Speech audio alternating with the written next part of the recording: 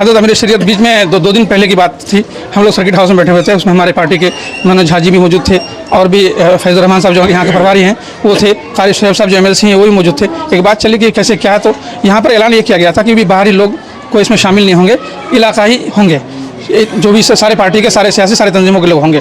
तो हम लोगों ने कहा कि मनोज झा जी वगैरह जैसे भी आ गए हैं लोग, चूँकि पहले से उनका प्रोग्राम इस प्रोग्राम से पहले से तय था तो उनको आना था। तो यहाँ एक मैसेज मेरे मोबाइल के जरिए से मनोज झा जी की तस्वीर के साथ फ्लैश हुआ, उनके आगमन और उनके इसके हमने वो किया तो लोगों ने कुछ उसको उल्टा समझ लिया, उल्टा समझ लिया कि ये लोग बाई प्रेस उनको बुला करके यहाँ लाए, जबकि ना उस मैसेज में कोई ऐसी बात थी ना कोई ये था। तो फिर उसी वक्त हम लोगों ने डिसाइड किया कि जब इतना बड़ा प्रोग्राम हो रहा है और इसमें मुस्लिम पर्सन ला है, अमीर शरीयत इमारत शरिया है, ऐसे लोगों को यहाँ उनकी मौजूदगी ज़रूरी है। चूँकि उन्हीं के बैनर तले हम लोग इससे पहले गर्दनी बाग में मुजाहरा कर चुके और मुस्लिम पर्सन ला के जरिए से हर जगह हो ही रहा था। तो हम लोगों ने अमीर शरीयत से बात की, कारी शोएब से हम लोग बैठे थे, मैंने कहा कि आप लगाइए उनको फ़ोन। आज उन्हीं की सदारत में ये हाँ, उन्हीं की सदारत में।